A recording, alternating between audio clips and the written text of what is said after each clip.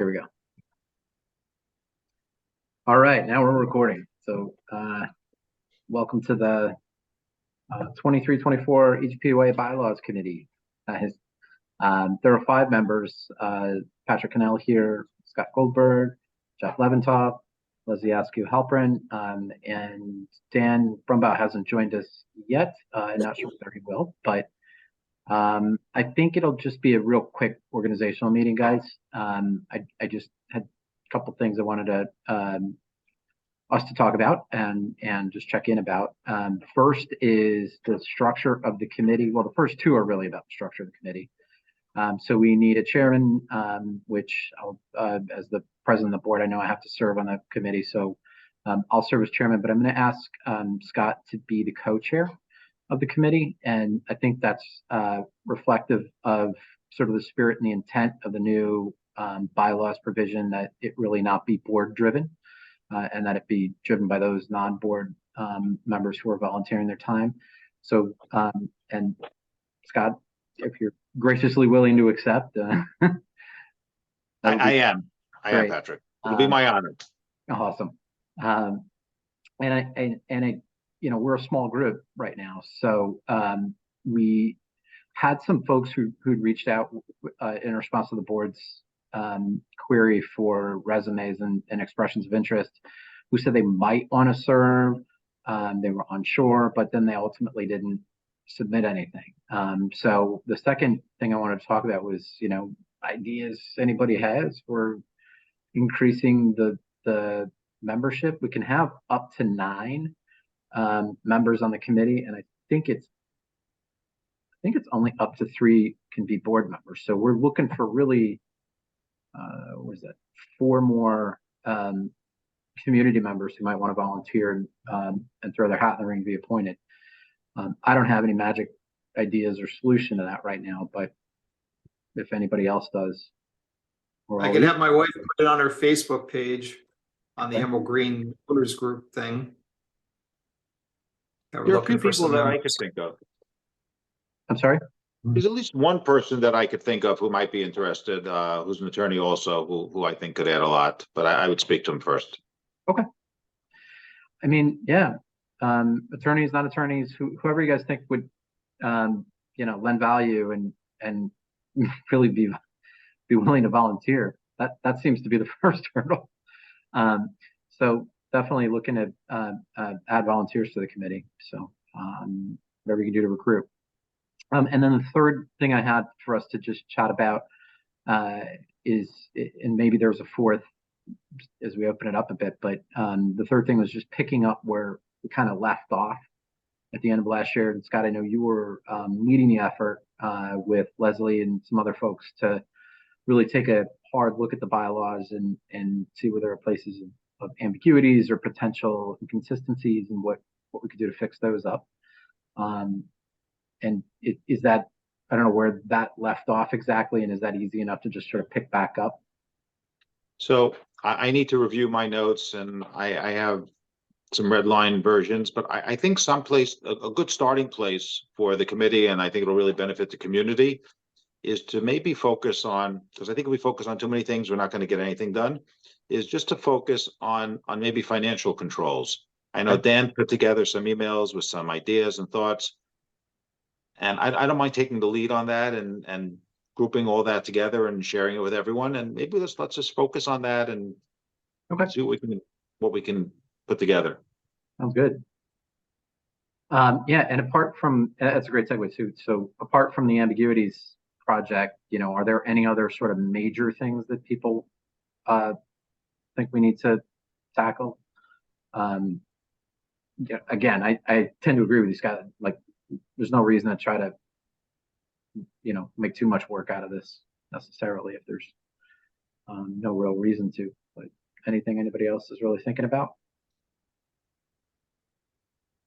Nothing in particular. I mean, you know, the only thing that keeps coming up, and I don't know if it would have anything to do with bylaws, is, you know, security in the community. Mm-hmm. Our facilities, making sure that they don't get, you know, damaged by people that don't live here, or that people that live here don't bring in guests that damage them, or like bring in many guests and we're not Yeah. monitoring it, because it just seems like it's a little out of control. So I don't think that's a bylaws thing, but it's a That good That would point. be a rules and regulations. And it's something that we talked about in the budget town halls for those who joined. And separate and apart from the how much does it cost idea, which is the budgeting piece of it, a lot of folks did raise those concerns. And so what we said and committed to do was, look, we have a current security provider. We can sit down with them and say, this is the list of the observations and issues folks in the community have reported. Hopefully they've been reported to the management office, because that's really the place for them to get collected, and just say, look, in the next 3 to 6 months, these are our expectations. You have to fix these issues. We need to see appreciable advances in those areas where you're out. The cost part of it, though, is that's part of the budget discussion. But the service piece of it, the service delivery, is something that I think we've let management try to lead. But if there are too many complaints, then we have to manage the manager and get involved and try to help figure out if this security contractor can be fixed, or if not, then we have to go get a new one, right? So I think it's definitely something that, I assume that's what you were. That's definitely what I'm referring to. It seems like, they're very lackadaisical in, they're too busy not doing anything, or going out on smoke breaks, or, Yeah, not asking anybody questions, not checking IDs. I mean, these are the things that will end up costing us in the long run. Yeah, it's one of those management issues. It doesn't really fall neatly into anybody's committee necessarily. No, I know. I'm just bringing it up because maybe there's a way to bring it into the bylaws. Maybe there's a way to put something in that Emerald Green residence. We had to sign the waivers to use the gym. Mm-hmm. But if you're bringing in a guest to use the gym, the guest should have to sign a waiver too, and we should be able to request ID and maybe take a picture of them so we know who they are. And people would be more cognizant not to do something if we actually follow through like that. Yeah, just on the waiver piece, guests are required to sign those waivers for sure. Yeah, and I don't think any guests have been required to sign those waivers. Yeah. Again, that's something we got to follow up security people, make sure that they're documenting that, because they have that's Yeah, we have a lot invested in these facilities, and the last thing, we have big bills as it is. We don't need to be fixing stuff for the sake of fixing it, because we're not. And it goes beyond that. I mean, we have, it opens up liability issues. Somebody could get hurt. They're not signing waivers. Somebody gets hurt there. They can, Is there any feeling that there are people coming in from outside the community who have no connection? People coming in from out. My daughter was there one night at the gym, and one of the kids of a resident, he's in high school, brought a bunch of kids in, and they were hanging out sitting on the machines that people wanted to use, sitting on their phones, not doing anything. And, that's not the way this place could be run, because if that starts being an issue, eventually it's going to end up being a vandalism issue, because I've lived here a long time. I know exactly how everything goes down. The buildings, the whole problem with the Emerald Green Entertainium, in a nutshell, is it's not on the main drag. It's off the main drag, and we don't even have the gates up yet. And, we had the issues with the boat trailers getting stolen. I mean, it could be a free-for-all, and the security is a very important thing, but it has to be done correctly. I mean, people have to, feel, women want to go there. They want to feel safe. You can't blame them. There's like kids hanging out in the parking lot. Well, I think it's we're veering off just a bit, but I think that's a bigger discussion that.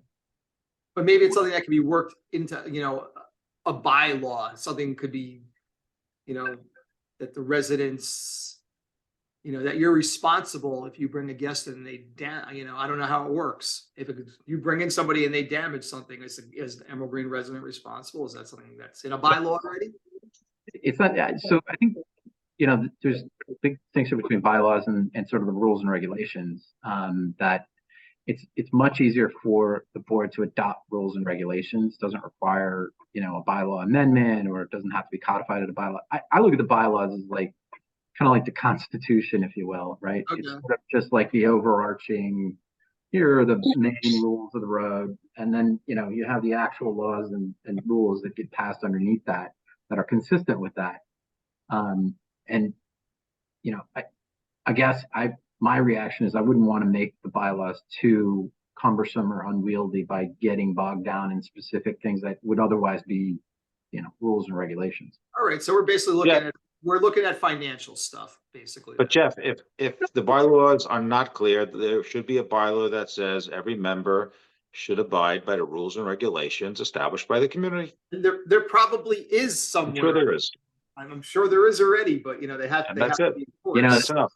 there's even a I think that might even be in the deed restrictions of the covenants. Not even just the bylaws, but yeah.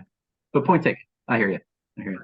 I think that the bylaws mentions more about financials when it comes to paying dues and what they get in return, like, you know, the amenities. But I think one of the things, because I'm a firm believer in that, I think one of the things that we could work on the bylaws would be to have members of the board be liaisons instead of chairs of each committee that there is in the HOA, and just be, you know, just to be there to not supervise, but just to be there, like he or she is the conduit from the committee, besides the legal committee and the HR committee. That is just, like I said, a liaison between the community and the board itself, because it's like putting the fox in charge of the hen house. If we as board members are chairs for every single committee, and we don't allow a homeowner to chair that committee and, you know, put it together. Well, I guess Scott's co-chair, so Yeah, technically. that co-chair idea is one way we've been trying to work around that. Because I don't necessarily disagree with Leslie that that's a kind of an onerous thing. I'm not sure I agree with the fox and the hen house analogy, but I think that it's not always. I mean, they're not all members of the board are not always the subject matter experts either on these particular things. So Just gonna say that.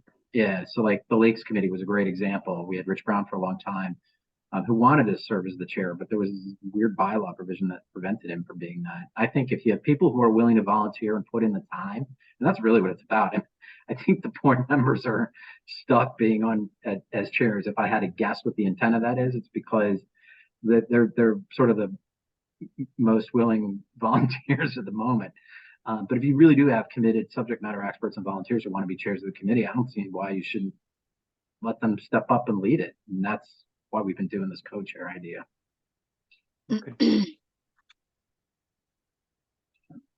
Okay. Any other ideas? Nothing that's coming off the top of my head. Let's just all go through the bylaws on our own, get up to speed again, and I'll put together something with respect to the financials of where we left off. And then let's go from there and see how we progress this time. Yeah, because there's like, what page is that? I don't have page numbers for the treasurer section. Says the treasurer shall have the custody of the corporate funds and securities and shall keep full and accurate accounts of receipts and disbursements in books belonging to the corporation, and shall deposit all monies and other valuable effects in the name and to the credit of the corporation in such depositories as they may be designated by the board of directors. And I'm wondering if that's being followed. Well, we have a property manager, and I wonder whether that, I don't have it in front of me either. I wonder whether that's a full reading of that, but certainly that's the full reading for the treasurer. Yeah. Certainly I wouldn't expect a volunteer, you know, homeowner to be responsible for, you know, like daily deposits at the bank. But then again, if treasurer is not in charge of this, as the bylaw says, then we're violating the bylaws as it is, because if the treasurer doesn't have all this, the second part is two sections, section 7 and section 8.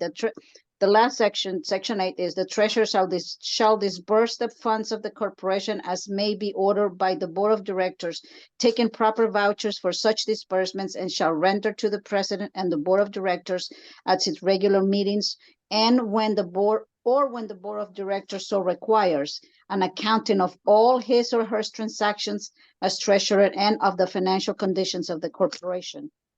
But if our treasurer doesn't have all this, and we have a property manager that has it, then we're violating the bylaws, because we're not abiding by what the bylaws are saying right now when it comes to the treasurer.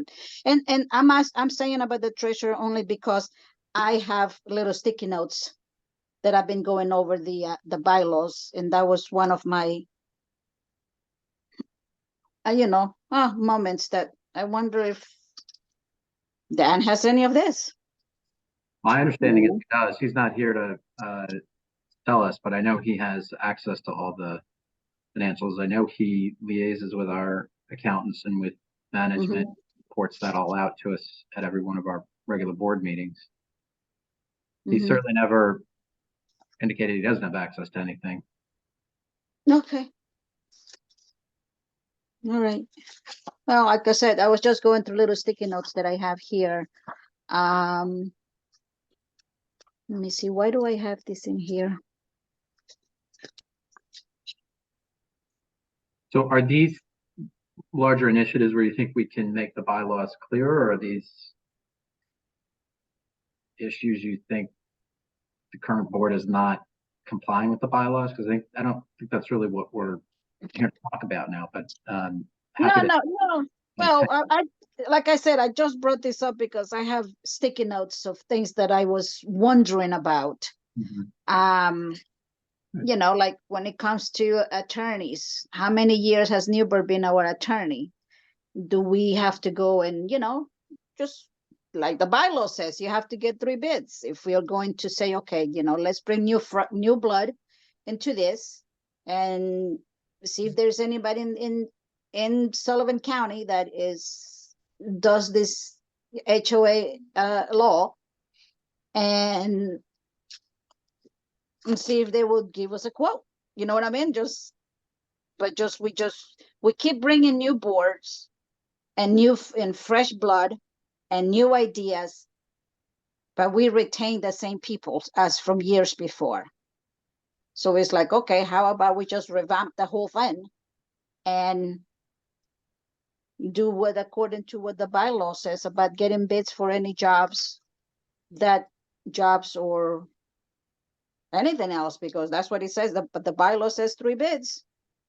Does it say 3 bids for what? Whether it's for work, management, legal counsel, you know what I mean? So those are the 3 major components, I will say, in an HOA: construction, legal, and management. But we never seem to do that. And I understand that, especially with construction right now, nobody can find help, because I'm in that same shoes. I have a lot of work and I don't have workers. So, but if we are going to revise the bylaws and we're going to try to make the bylaws a living document, then we have to abide by the bylaws. And if the bylaw says 3 bids, we have to make our darnest to go get 3 bids. We have to do our fiduciary duty to follow the bylaws. We also have to make that if we replace counsel, you can't replace them in the middle of litigation, though. It's not like you. No, I'm not saying that. I'm not saying that, but I mean, at the. I think it's a good thing to look at, because maybe things like that are just not very practical. And so we need to make sure that while we're casting an eye over those things, like how are these carried out in practice? They may sound like, good ideas from a policy perspective, but if they're really impossible to carry out. Maybe that, Correct. And if it's not possible to carry it out, why even have it there to run into the possibility of not following the bylaws? Might as well take it out. You know what I mean? Mhm. Because then we are willfully violating the bylaws just because we have hurdles and it's not nobody's feasible. willfully violating the bylaws. You gotta be real Well, clear while we're on a recorded meeting that is not something that we're conceding to. Anything else that we need to talk about, guys? Nope. All right, cool. So Scott, I'll work with you in terms of how we can carry this forward, and then we'll see. I know we were talking about maybe doing it in sort of a subcommittee fashion before, but I think with 4 people that seems silly. Maybe we can all just pitch in, but we'll figure it, and then we'll determine when our next meeting is going to be. Okay. Sounds beautiful. great. Thank you, everyone. Good. All right. Everybody thank you, have a guys. good, happy Thanksgiving. Don't eat too Thanks. much. Have a good night. Take care, everyone. Have a Okay. good night. bye.